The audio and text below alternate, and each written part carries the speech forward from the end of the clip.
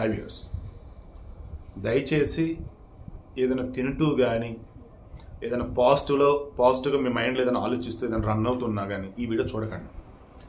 తర్వాత మరలా చెప్తున్నా, ఈ వీడియో అసలు ఎలా స్టార్ట్ చేయాలో నాకు అర్థం కావట్లేదు.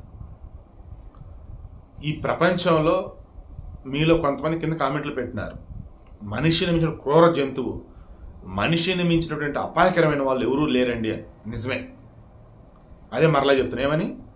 ఈ విశ్వంలో మనిషిని మించినటువంటి ప్రమాదకరమైన, క్రూరమైన, ఘోరమైన వేరే ప్రాణి లేదు. అట్ ది సేమ్ టైం మనిషిని మించినటువంటి అద్భుతమైన, గొప్పదైనటువంటి ప్రాణి కూడా లేదు. ఉచ్చం నీచం, అధమం అద్భుతం అన్నీ ఇక్కడే. 1 minute ఇంట్రడక్షన్ ఇచ్చాడు, దాన్ని బట్టి అర్థం చేసుకోండి. మీలో ఎవరికైనా నెగిటివ్ ఆలోచనలు వస్తున్నా, మీలో ఎవరికైనా ఎవరినైనా చంపాలని అనిపిస్తున్నా, డాక్టర్ని కలిసి కౌన్సిలింగ్ తీసుకోండి. లేదు, గుడికి వెళ్ళి వచ్చే ప్రశాంతం కూర్చోండి. దీంట్రా నాయన అసలు వెంకట మాధవి అని భార్య, గురుమూర్తి అని చెప్పేసి భర్త. ఈ గురుమూర్తి గతంలో మిలిటరీలో చేశాడు అంటువాడు. మిలిటరీలో చేసినప్పుడు ఎంత గొప్పగా బాబు అసలు. అంటే ఇప్పుడు డిఆర్డీఓలో చేస్తున్నాడు, defence research and development centre. అది డిఆర్డీఓ, డిఫెన్స్ వాళ్ళు. అందులో సెక్యూరిటీగా చేస్తున్నాడు. ఇతనికి 2 పిల్లలు, వీళ్ళది ప్రకాశం జిల్లా.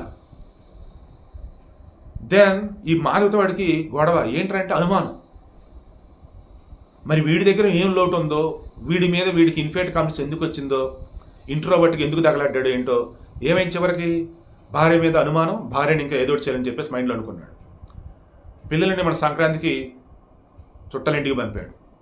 దెన్ భార్యని రెచ్చగొడదాం, నా మీద తిరగబడిద్ది, ఇంకొట్టేద్దాం, ఆ కొట్టేలో చచ్చిపోవాలి అనుకున్నాడు. ఇంకేం చేశాడు? అప్పటికే దృశ్యం సినిమా చూశాడంట, యూట్యూబ్లో కొన్ని క్రైమ్ సిరీస్లు చూశాడంట. ఇంక ఇది చేద్దామని చెప్పేసి ఫిక్స్ అయిపోయి వాళ్ళ ఆవిడ్ని కొట్టాడు. అలాగే కొడతానికి ముందు గొడవ మన 15వ తారీఖున ఆమె మెడలో ఉన్న తాలిబుట్టు కూడా తెంచాడు, మొఖానేసింది. ఇంకా ఆడు ఏ రకంగా హింసించాడు చూడండి. గొడవ పెట్టి కొట్టాడు, పడిపోయింది. బతికింది లేదని చూసేసి మరలా కొట్టాడు. ఈలోపు మటన్కి కట్ చేయడానికి తెచ్చే కత్తులని వాడిని తెచ్చాడు. పండగ కదా, హైదరాబాద్ మీర్పేట ఏరియా దగ్గర జిల్లేలగూడ దగ్గర వెంకటేశ్వర కాలనీ చాలామంది వాళ్ళకి వెళ్ళిపోయారు. సో ఇదే ఛాన్స్ అనుకున్నాడు, అపార్ట్మెంట్లో ఉంటున్నాడు కాబట్టి. ఇక స్మూత్గా వాడి దగ్గర కత్తులతో ఆ బాడీని మొత్తం కూడా మాంసం వేరు చేశాడు, ఎముకలు వేరు చేశాడు. ఈ మాంసాన్ని అప్పటికే హీటర్ పెట్టి ఒక పెద్ద బకెట్ పెట్టి నీళ్లు పెట్టాడు. బుడగలు వచ్చేలా కాలుతున్నాయి, అందులో ఈ మాంసం వేశాడు. ఈ ఎముకలను వచ్చేసి కాల్చాడు. కాల్చినటువంటి వాటిని వచ్చేసి రోట్లో వేసి దంచి పొడి చేశాడు. ఆ మాంసం ఉంది కదా, బకెట్లో వేసింది మొత్తం బాగా ఉడికిన తర్వాత దాన్ని పైకి తీసుకెళ్ళి ఎండబెట్టాడు. ఆ తర్వాత ఎండిన తర్వాత దానిని మరలా పొడి చేశాడు. ఎముకలు పొడైంది, అది పొడైంది, ఏది మాంసం. దెన్ ఈ పొడిని కవర్లో పెట్టేసుకొని ఈ మీర్పేట చెరువులో కొంత, దారిలో డ్రైనేజ్లో కొంత కలుపుకుంటా పోయాడు. ఇంట్లో ఎక్కడ చిన్న ఆనవాళ్ళు కూడా ఉండకూడదని చెప్పేసి మొత్తం ఫినాయిల్తో కడిగేశాడు. వాళ్ళ అత్తోళ్ళకి ఫోన్ చేసి, ఏది ఆమె చంపిన రోజు వాళ్ళ అత్తోళ్ళకి ఫోన్ చేసి, ఇద్దరు గొడవైంది, నా మీద అలిగి వెళ్ళిపోయింది, ఎవడు ఉంచుకున్నట్టు ఉంది, వాడితో లేచిపోయింది అనుకుంటాను ఒకసారి. ఇంకోసారి ఏమో నా మీద కోప్పడి వచ్చింది, ఒకరి మీ దగ్గర వచ్చిందని చెప్పేసి ఫోన్ చేయడం. ఇలా చీటికి మాటి ఫోన్లు చేస్తున్నాడు. చేయాల్సిన వాళ్ళ అమ్మాయి ఫోన్ చేసి ఎప్పుడు మాట్లాడిద్ది అంట వీళ్ళతో. ఫోన్ చేయాల, అలా 2 రోజులు అయింది. వీడియో మాట్లాడి ఫోన్ చేస్తాడు, వచ్చిందని. వీళ్ళకి డౌట్ కొట్టింది. వీళ్ళు పోలీస్ స్టేషన్కి వెళ్తున్నాం, కంప్లైంట్ వండకని చెప్పేసి అన్నప్పుడు నేను కూడా వస్తాను మీతో పడని చెప్పేసి వెళ్ళాడు. వీడు కూడా ఏం జరిగింది ఏంటి మొత్తం చెప్పాడు. బట్ పోలీసులకు వచ్చేసి మొత్తం చెక్ చేస్తే ఈ ఇంటి సీసీటీవీ ఫుటేజ్ ఉంటే అది చెక్ చేస్తే అందులో క్లియర్గా ఆమె లోపలికి వెళ్ళింది 15వ తారీఖున, ఇంక తర్వాత బయటికి రాలి. బట్ వీడు మాత్రం అనుమానాస్పదంగా కవర్లు పట్టుకొని అవి పట్టుకుని ఇప్పుడు బయటకు వెళ్తున్నాడు, వస్తున్నాడు. సో మొత్తానికి వీడియో ఏదో చేశాడని అనుకుని పోలీసులు వీళ్ళు విచారించారు. చంపా, ముక్కలు చేశా, ఉడకబెట్టా, ఎండబెట్టా, పొడి చేశా, ఎముకలు కూడా వేరు చేశా, ఎముకలు కూడా ఆ రకంగా కాల్చి పొడి చేశా, నీరు పోయినటువంటి చెరువులో జల్లా, డ్రైనేజ్లో జల్లా, చంపేశా. ఏంటి మరి అంటే నేనే చంపానని అంటూనే ఇప్పుడు ఏమంటాడు తెలుసా, ఇక్కడే పోలీసులు ఏం చేయాలో అర్థం కావట్లేదు వాళ్ళకి. వీడు చంపానని అంటున్నాడు, బట్ ఆమెను చంపినట్టుగా ఒక చిన్న ప్రూఫ్ కూడా లేదు. ఇల్లంతా పెనాలతో కడిగాడు. అండ్ ఏదైనా ప్రూఫ్ ఏదైనా ఉంది అంటే ఆమె తలని వీడు కాల్చుతున్నప్పుడు చుట్టుపక్కల వాళ్ళకి స్మెల్ వచ్చిందట. దాని వాళ్ళు ఏమనుకున్నారు, కనుమ కదా, సో ఏదో పొట్టేలు కాల్చుకుంటున్నారులే అని అనుకున్నారట వాళ్ళు. బట్ రెండోది అయిన తర్వాత ఎప్పుడైతే వాళ్ళ అత్త వెళ్ళి కంప్లైంట్ ఇచ్చిందో, పోలీసులు మొత్తం ఎంక్వైరీ చేస్తారో అప్పుడు తెలిసింది. సో ఫైనల్ ఇప్పుడు ఏంటి, ఇంకో ట్విస్ట్, ఇదంతా సక్సెస్ అయిద్దా లేదని చెప్పేసి ఏకంగా యూట్యూబుల్లో తర్వాత వచ్చేసి దృశ్యం సినిమా, ఇక మరికొన్ని అంటే పోలీసులకు ఎలా చెప్పాలి, జనానికి ఎలా నమ్మించాలి, అండ్ ఇక్కడ చిన్న సాక్ష్యాధారం కూడా లేకుండా ఎలా మాయించాలి, వీటికన్నా రిహార్సల్ లాంటివి చేసా. పాపం కుక్కను చంపాడు.